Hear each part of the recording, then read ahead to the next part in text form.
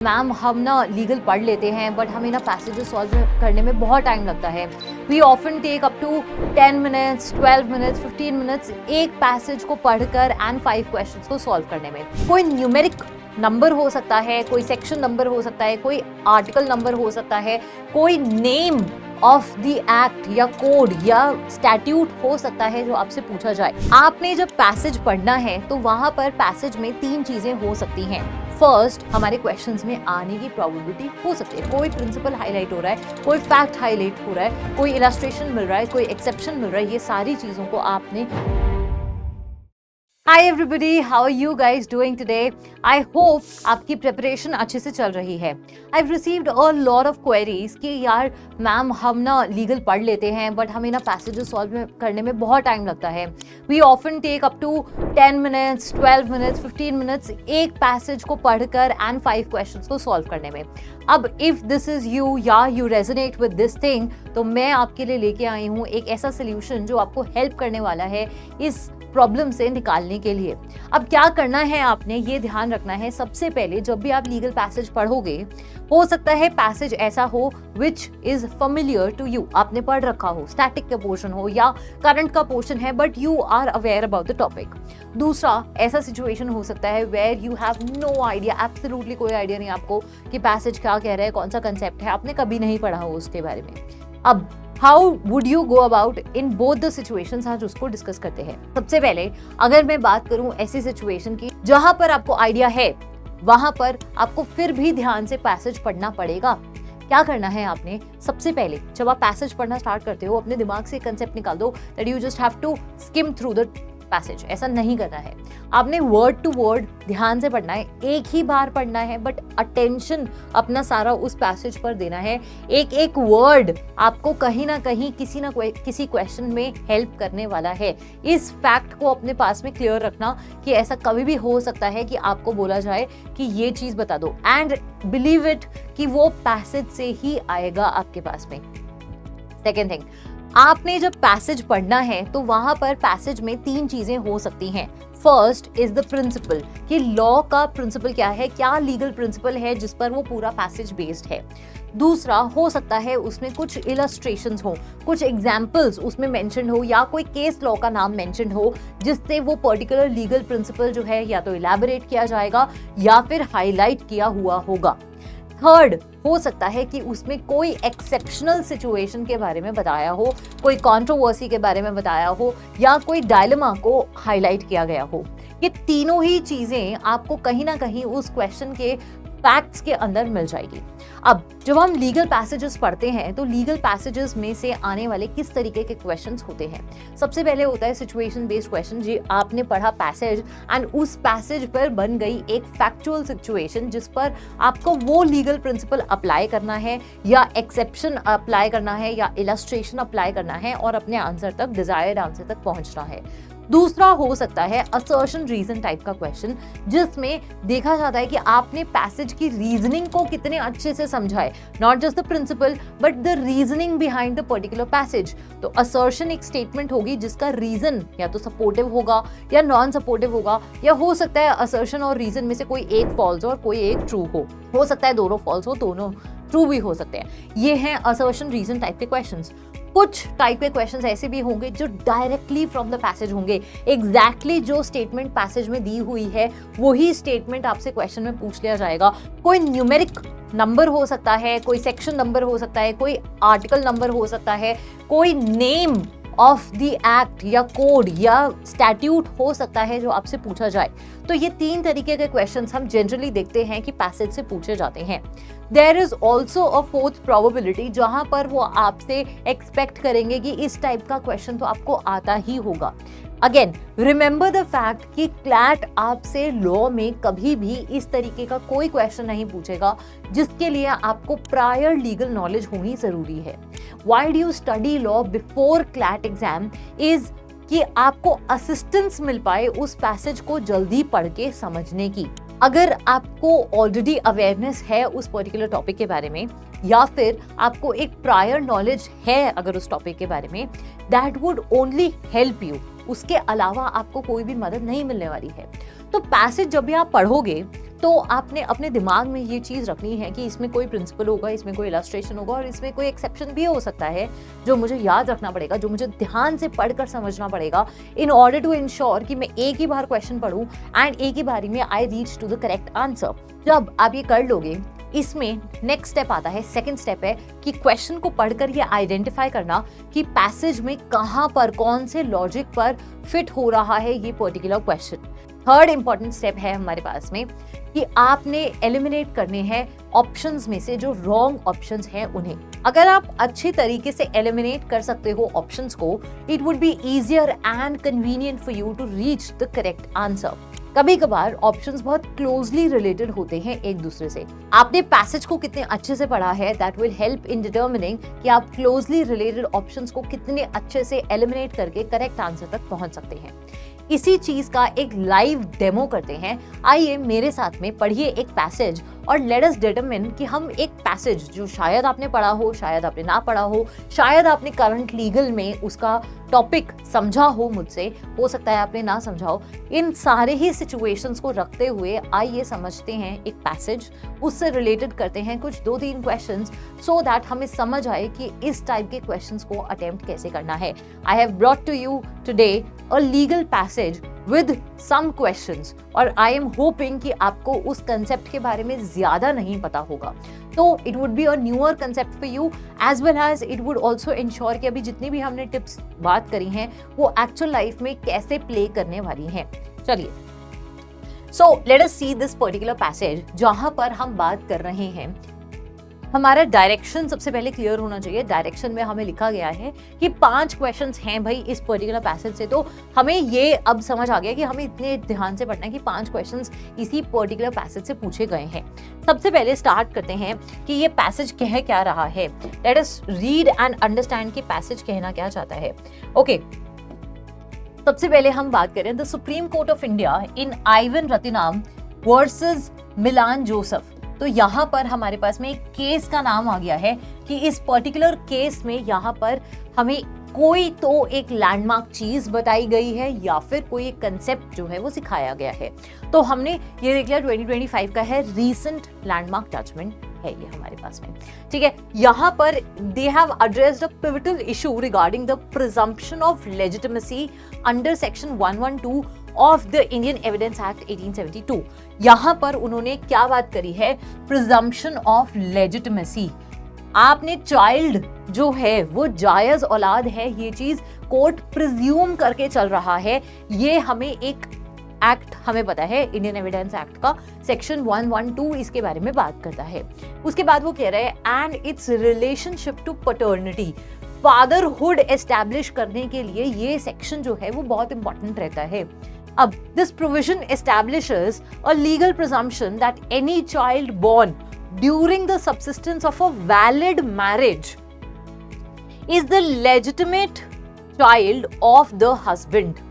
हमें ये बोला गया कि इस सेक्शन में एक लीगल प्रिजम्पशन है, हम ये मानकर चलते हैं, कोर्ट अदालतें ये मानकर चलती हैं कि अगर कोई भी बच्चा हुआ ड्यूरिंग द सबसिस्टेंस, मतलब जब वो शादी चल रही थी, और कैसी मैरिज है, it is a valid marriage. Hindu law में अगर एक वैलिड मैरिज में कोई बच्चा होता है तो माना जाता है कि वो जो हस्बैंड है उसी की जायज औलाद है वो बच्चा। अनलेस ध्यान रखना है ऐसे वर्ड्स का, unless the evidence shows that the spouses had no access to each other at the time of conception. जिस समय वो बच्चा कंसीव किया गया है बाय द मदर, उस समय अगर ये प्रूव हो जाए कि स्पाउसेस मतलब हस्बैंड एंड वाइफ के बीच में कोई भी एक्सेस नहीं था, the husband could not have any access with the wife, और इसीलिए वो बच्चा उसका हो ही नहीं सकता। ये एक क्या है, अनलेस, मतलब यहाँ पर आपके पास एक डाउट की सिचुएशन उन्होंने दे दी। अब आगे बढ़ते हैं। दिस नॉन एक्सेस प्रिंसिपल, आपको एक प्रिंसिपल के बारे में उसने बताना अब स्टार्ट कर दिया है। serves to safeguard the legitimacy of children and prevent unnecessary inquiries into their paternity। ये हमने presumption क्यों बना रखा है, so that बच्चे की और fatherhood की चीजों पर बार बार सवाल ना उठे। The case of Master A presented a challenge to this principle as he sought to have Mr. J, his biological father, acknowledged in the official birth records after the divorce of his parents, despite Mr. X being recorded as his father. यहाँ पर एक बच्चा है A नाम का जो कि ये क्वेश्चन कर रहा है कि मेरे एक्चुअली में फादर कौन है। यहाँ पर वो कह रहा है, वो सॉर्ट कर रहा है मिस्टर जे को वो सॉर्ट कर रहा है किस चीज के लिए, उसके फादर के लिए, कि यहाँ पर उसके फादरहुड पे क्वेश्चन है कि मिस्टर जे हैं फादर या मिस्टर एक्स हैं फादर, जबकि ऑलरेडी यहाँ पर मिस्टर एक्स को हमने रिकॉर्ड कर रखा है फादर। तो एक्चुअली में एक्स हैं फादर या जे हैं फादर, ये हमें देखना है। At the heart of this case was the conflict between legal legitimacy and biological paternity. दो चीजें हमारे पास विवाद में थी कि असली में जो बच्चा है वो किसको, मतलब बच्चा किसका है, और साथ ही में बायोलॉजिकल पैटर्निटी मतलब बायोलॉजिकल फादर कौन है और लीगली उस बच्चे को कौन देखभाल कर रहा है, इस चीज का एक कॉन्फ्लिक्ट जो है वो था। यहाँ पर the Supreme court reaffirmed that while biological tests may indicate a different father, the presumption of legitimacy under section 112 cannot be overturned. यहाँ पर उन्होंने बोला कि चाहे जैसा भी कॉन्फ्लिक्ट हो बायोलॉजिकली, बट सेक्शन 112 में तो हमने ये बता दिया कि अगर शादी के चलते कोई भी बच्चा होता है तो वो बच्चा उसी फादर का माना जाता है, उसी हस्बैंड को हमने फादर माना है। अब यहाँ पर सुप्रीम कोर्ट कह रहा है इस चीज को तो हम चेंज नहीं कर सकते हैं। This presumption operates on the premise that the child's legitimacy is established by the marriage of the parents. बच्चे की legitimacy would depend upon the marriage of the parents. Parents की शादीशुदा हो, अगर पेरेंट्स शादीशुदा हैं तो बच्चा legitimate माना जाएगा, regardless of the biological facts, unless the non-access principle is proven.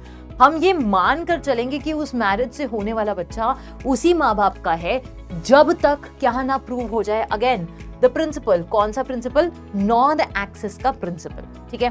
The court emphasize that the extra marital relationship between Mrs Y and Mr J did not conclusively prove that Mr X had no access to his wife during the relevant period, thus not satisfying the conditions necessary to rebut the presumption. तो हम ये कह रहे हैं कि Mrs Y जो थी, इनका एक एक्स्ट्रा मैरिटल अफेयर चल रहा है। एक्स की शादी हो रखी थी किससे? वाई से, ये अभी हमें पता चला। बट ये जो लड़की है, ये जो फीमेल है वाई, इसका एक एक्स्ट्रा मैरिटल अफेयर चल रहा है किसके साथ में? जे के साथ में। बट जब इस वाई का एक्स्ट्रा मैरिटल, ये लड़की जो है वाई का, इसका जब अफेयर चल रहा था जे के साथ में, उस समय यहाँ पर हस्बैंड को भी एक्सेस था। हस्बैंड कौन है? एक्स है हस्बैंड। तो जब हस्बैंड को भी एक्सेस है और एक एक्स्ट्रा मैरिटल मैन को भी एक्सेस है, तो इसका मतलब नो एक्सेस प्रिंसिपल तो प्रूव नहीं हुआ हस्बैंड वाइफ के बीच में। तो अगर नॉन एक्सेस प्रिंसिपल प्रूव नहीं हुआ है हस्बैंड वाइफ के बीच में, तो हम ये तो नहीं कह सकते कि नॉन एक्सेस था। नॉन एक्सेस ही इकलौती चीज है जो सेक्शन 112 की प्रिजम्पशन को तोड़ सकता है। सेक्शन 112 क्या कहता है कि अगर एक हस्बैंड वाइफ की शादी हो रखी है और उस शादी से कोई भी बच्चा होता है तो हस्बैंड को ही फादर मानेंगे। तो नॉन एक्सेस प्रूव नहीं हुआ तो सेक्शन 112 लगेगा ही लगेगा कि एक्स को ही हम क्या मानेंगे? फादर मानेंगे। अब The court also highlighted the significance. अब यहाँ पर एक और चीज आ गई। Also सुनते ही तुम्हें ध्यान आ जाना चाहिए कि कुछ और चीज भी आ रही है। क्या significance आ रहा है? Significance of the right to privacy. Significance of the right to privacy. Privacy का अधिकार। अब प्राइवेसी का अधिकार ये आपने पढ़ा होना चाहिए कि राइट टू प्राइवेसी कहाँ पर आता है, which is enshrined under the Constitution. लो लिख दिया, कॉन्स्टिट्यूशन में लिखा हुआ है ये प्रिंसिपल ऑलरेडी आपके पास में। It argued that ordering a paternity test करना which could potentially disrupt the sanctity of the family life and the institution of marriage would infringe upon personal rights and liberties. Personal life rights and liberties, life and liberties के right आपको पता होना चाहिए, एकदम strike करना चाहिए। कौन सा प्रिंसिपल है बेटा? ये है आर्टिकल 21 का प्रिंसिपल। आर्टिकल 21 यही तो बात करता है, The right to privacy here extended beyond the individual autonomy। एक इंसान से बढ़कर यहाँ पे राइट टू लाइफ किन किन चीजों को अपने कब्जे में ले रही है? The protection encompassing the protection of family relations and the integrity of material bonds। तो हमने यहाँ पर क्या समझा कि जो हमारी शादी से बनने वाले रिश्ते हैं उनको भी हमने राइट टू प्रिवेसी के अम्ब्रेला में शेल्टर प्रोवाइड करी है। दिस वॉज द पैसेज में क्या क्या चीजें हमें बोली गई। पहली चीज हमें बताई गई कि अगर कोई शादी होती है, हस्बैंड वाइफ जो है उनसे होने वाला कोई भी बच्चा, उसमें हस्बैंड को ही हम फादर मानते हैं। दूसरा, एक कंडीशन हो सकती है एक्सेप्शन की तरह, जो हमने पढ़ा कि एक कंडीशन हो सकती है जहां पे हस्बैंड को हम फादर नहीं मानेंगे, और वो कौन सी कंडीशन है? जहां पर हस्बैंड ये प्रूव कर दे कि यार मेरी और मेरे वाइफ के बीच में तो कोई संबंध ही नहीं थे, कोई एक्सेस ही नहीं था, तो बच्चा कैसे हो गया? अब अगर ये चीज प्रूव नहीं होती तो हस्बैंड को ही हमने फादर माना था। अब यहाँ पे तीसरी चीज उठ के आती है, दैट इज पैटर्निटी टेस्ट। तो पैटर्निटी टेस्ट पे हमने उनको बोला कि यार पैटर्निटी टेस्ट तो कॉन्स्टिट्यूशन में आर्टिकल 21 जो राइट टू लाइफ की बात करता है, राइट टू लिबर्टीज की बात करता है, उसमें प्रिवेसी के इशू के अगेंस्ट में है। तो यार प्रिवेसी प्रोटेक्ट करनी है अगर किसी इंसान की, तो पैटर्निटी टेस्ट तो आप ऐसे ऑर्डर नहीं कर सकते। साथ ही में यहाँ पर हमने देखा एक और छोटी सी चीज हाईलाइटेड है कि यहाँ पे इंडिविजुअल ऑटोनॉमी, मतलब एक इंसान की अपनी आजादी के साथ में उन्होंने एक और चीज प्रोटेक्ट करी, दैट इज द फैमिली। और फैमिली के साथ में उन्होंने प्रोटेक्ट किया मैरिज से होने वाले रिलेशंस को। तो ये सारी चीजों को जब प्रोटेक्शन मिल रही है, ये सारे प्रिंसिपल्स थे जो हमने पढ़े इस पर्टिकुलर पैसेज में। अब I hope you would be clear with the principle. नहीं तो आप इस वीडियो को थोड़ा सा रिवाइंड करके वापस से इस पूरे पैसेज को पढ़ सकते हो। फर्स्ट क्वेश्चन अटेम्प्ट करने की कोशिश करते हैं। The question says, in the context of Ivan Rathinam versus Milan Joseph, जो अभी हमारा केस है यहाँ पर, which of the following would be the most difficult legal hurdle to challenge? कौन सा ऐसा सबसे ज्यादा मुश्किल लीगल हर्डल होगा जो चैलेंज कर सकता है क्या? Presumption of legitimacy under section 112 of Indian evidence act. अब इन चार ऑप्शंस में से ऐसी कौन सा ऐसा हर्डल है जो बहुत मुश्किल होगा चैलेंज करना? तो सबसे पहली हमने क्या बोला कि लैक ऑफ मैरिज रजिस्ट्रेशन। ये तो हमें पता है कि मैरिज की रजिस्ट्रेशन से वैलिडिटी या इनवैलिडिटी पे कोई फर्क नहीं पड़ता। Proof of biological father's identity through DNA evidence. भाई डीएनए एविडेंस तो बहुत बाद की बात आएगी, बहुत बाद की स्टेज आएगी, ये तो अभी हम आए ही नहीं है यहाँ पर, क्योंकि हमने प्रिजम्पशन जो 112 में लिखी है वहां पर कहीं हमने डीएनए टेस्ट की बात ही नहीं करी है, we haven't talked about it. फिर उसके बाद आता है evidence of non access between the spouses during conception. ये लाइन आपने यहाँ पैसेज में भी पढ़ी है कि ये लाइन यहाँ पर आपने पैसेज में भी पढ़ी है कि हाँ भाई ऐसा तो कुछ हमने पढ़ा है, ऐसा तो कुछ हमने देखा है ना? तो यहाँ पर ये हो सकता है भाई हमारा सही answer. The mother's consent to a paternity test. माँ की कंसेंट पैटर्निटी टेस्ट में क्या ही काम करेगी? तो ये तो अब्सर्ड ही है ऑप्शन। तो आपका करेक्ट आंसर सी निकल के आ गया यहाँ पे। तो अगर आपने नहीं भी पढ़ा ये पैसेज तो भी एक बेयर रीडिंग जो अभी हमने करी उससे आपको एक फेयर आइडिया लग गया। चलो एक और क्वेश्चन करके देखते हैं। नेक्स्ट क्वेश्चन जो है वो हमारा बात कर रहा है, in Ivan Rathinam versus Milan Joseph, the Supreme Court noted that an inquiry into paternity would violate which of the following constitutional protections? Direct question है, जो अभी पढ़ा उसी का डायरेक्ट क्वेश्चन है कि आइवन रतिनाम वाला जो केस है उसमें सुप्रीम कोर्ट ने कौन सा बोला कि अगर पैटर्निटी टेस्ट होगा तो कॉन्स्टिट्यूशन की कौन सी प्रोटेक्शन है जो हट जाएगी, ये बोला गया क्वेश्चन में। राइट टू प्रॉपर्टी की कोई बात ही नहीं हुई है। राइट टू प्रिवेसी हो सकता है भाई। Right to speech, freedom of speech article 19, बोलने की कोई बात नहीं हुई है, बोल आप कुछ भी सकते हो।